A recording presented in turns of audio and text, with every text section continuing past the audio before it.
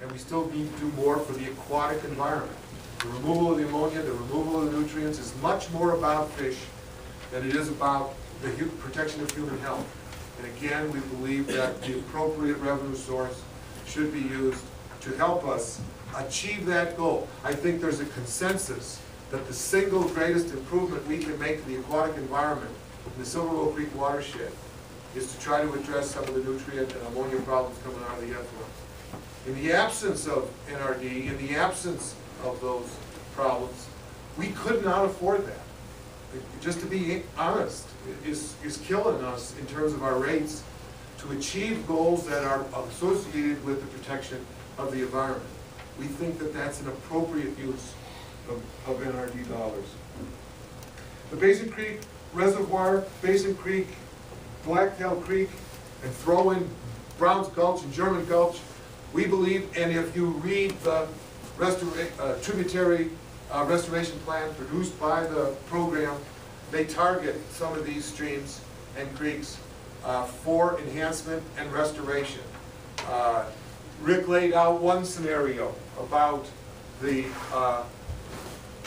beneficial reuse of the Basin Creek supplies. We've got some issues to deal with, but at some point we can consider the idea of using those very pristine waters for more than just drinking, but perhaps in-stream flow into Basin Creek, into Blacktail Creek, ultimately into Silver Bow Creek and points west in terms of keeping and sustaining the health of the riparian watershed. The municipal stormwater system I talked about earlier, about improvements that we're making. We finished the Anaconda Road system last year. We're finishing the Buffalo Gulch, or at least the upper parts of the Buffalo Gulch main trunk lines. We'll probably move over to the Missoula Gulch, get the 3 main trunk lines done, several laterals, and a number of catch basins. But before we're done, we may need to do more in terms of our municipal system in order to protect the health of Silver Bow Creek. Again, as a combination of the remedy and all of the benefits that are going to be accruing to the Silver Bow and our community through remedial action, that will only compel actions so far to a certain point to protect the environment. We may want to do more. And in fact, we have a stormwater capital improvements program. It lays out twice as many improvements as we have money already set aside for. And so we may be turning to, again, over time, over a 20-year cycle in this case, to make improvements to our stormwater system that will accrue positive benefits to the Silver Bow Creek watershed. And lastly, the recreation opportunities and enhancement projects. We have had 3 principal projects since we started. The acquisition of the Timber Butte for approximately $600,000. The enhancement of the Thompson Park area for approximately $1 million. And now the project that we'll embark on in the spring to build the fish pond and take care of these 50 acres at the entrance of our town will be $1.2 million, plus matching dollars. We're well over $3 million for what we would consider to be recreation-related restoration projects. We feel that a $5 million amount set aside for more of those projects may be a luxury, may be something many cannot support, but we feel if we can do as much as we've already done in the upper Clark Fork, in the headwaters area, we will have made a reasonable $10 million, $8 million investment compared to an overall $150, $160, $200 million investment. That we would consider to be a reasonable percentage of dollars we've spent on the recreational enhancements directly related to recreational enhancements, in addition to the aquatic and terrestrial enhancements we indirectly make for our recreational opportunities. So if you do the math, it's doable, and we would suggest that that's the perspective that the community should bring to the future of our natural resource restoration agenda here. Again, emanating from the local government through the community and beyond. Chair, we would be able to answer any other questions. Let's go for the council first. Go ahead. If you were to cross off all of these revenue sources and just view area 1, and then indicate which of these projects would be more appropriate for that. Because it seems like if you were to do a flow chart in your head, you get very confused. I mean, I would. Maybe I'm not. Well, we didn't want this evening, I get the question. We didn't want to draw a line from the revenue sources to the specific projects because we didn't know how our presentation would actually be received. But we see Greg is still standing sturdy and upright, so he took it okay. But the thought we would actually probably, if we were asked, and we had to, Chair. Is that appropriate? Madam Chair made us. Well, yeah, at some point, you know, we have to have this conversation, whether we have it tonight or sometime later. We would think that the projects associated with the Butte Hill diversity and the creek enhancements, basin, Blacktail, the reservoir. The one thing that Rick didn't mention that was very important to Emmett's question is when you're comparing using Silver Lake water or moving Silver Lake water to combine with our drinking water system was the costs that he's staring at with respect to the treatment of the Basin Creek supply for drinking water. Not only the capital costs up front, but the long-term operation and maintenance costs. So as the manager, he's trying to look out for long-term operation and maintenance costs. And the dollars per gallon delivered to our community for the 7 million gallons coming out of the Basin Creek supply relative to the costs of the alternatives that he mentioned, bringing some Silver Lake or some Big Hole water to the part of town that Carl and Rick were talking about by the boat tech.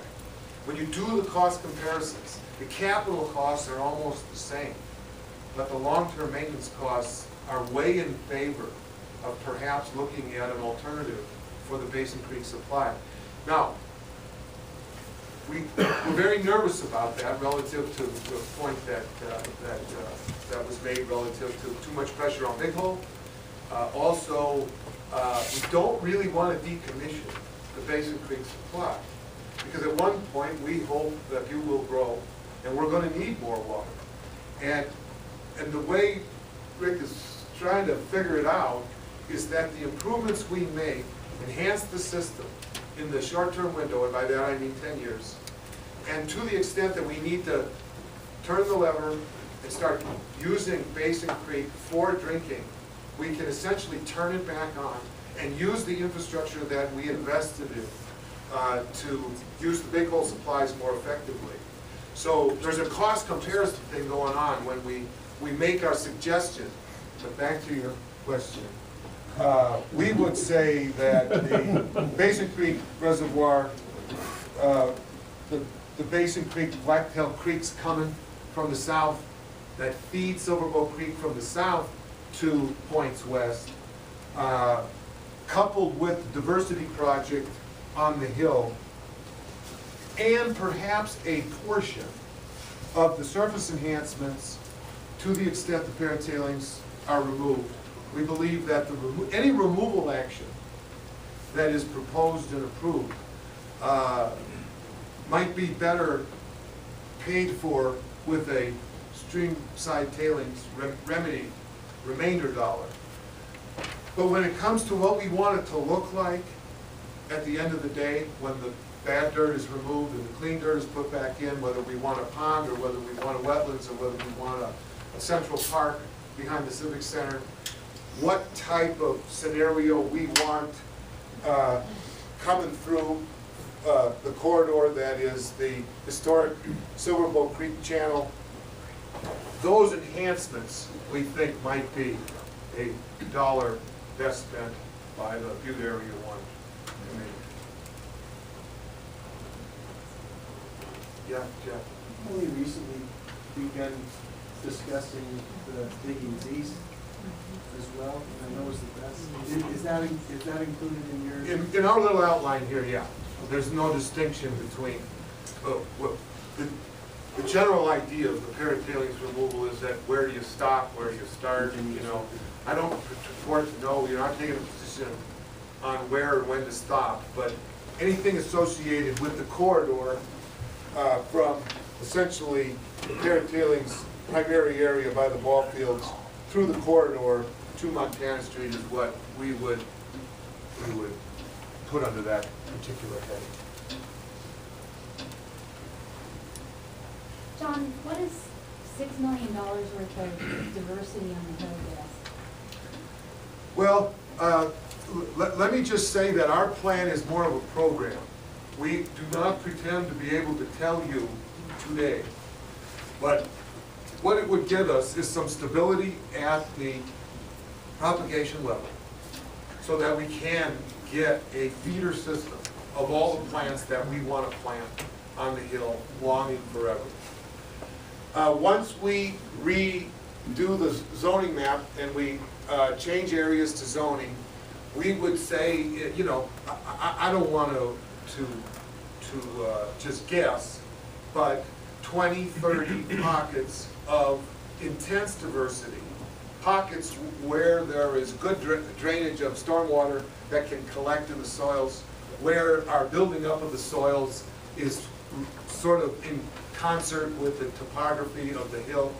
So we would target a certain number of areas for enhancement right away, you know, with larger species of trees and shrubs and other things. So it would be set up as a program so that as we're doing our work to maintain the caps, which are a remedial responsibility, to keep these caps, these vegetative caps in good shape, that's part of remedy. And we have the resources to take care of that in the long term. Where we would want to do enhancements, it would, you know, start off with a proposal that we would make. The idea we would do is we would set aside an amount of money each year. Let's say for the sake of conversation, $750,000. We would give you a work plan on an annual basis. We think we can move this much dirt and import this much compost and bring this many bags of seed and what have you, based on what we know now. And then we would report out at the end of the year, and we would tell you exactly how much we spent. We would bill for that amount, if you will, and then we would set forth the program for the next year. So we see an iterative process over the course of, say, 10 or 15 years. It's not just we're just going to diversify the hill in 2012, spend our $6 million and hope for the best. We would do it in an iterative way, and we would learn each year on what worked, what didn't. But it would all be in the context of diversity, enhancing the areas where, you know, some of the areas where we have caps, capped areas, they're meeting their remedial requirements. But, you know, they really don't look that good. And they're near thoroughfares, they're near city streets, they're in neighborhoods. Maybe we would target the areas that are most visible, the ones that would make the biggest difference in the visual look of the hill. We're not prepared tonight, but we're going to be prepared in late winter to make a proposal to you and the program, so that, quite frankly, we will be taking a page out of the restoration plan that Greg drafted, that was the basis of the settlement dollars, and start from there. He had a proposal that was based on the areas that were zoned open space at the time. Now we're going to go through this rezoning in January. More areas are going to be dedicated as open space in the forever, so more areas come into play for enhancement dollars. Did you see it as a interfered with the breeze program that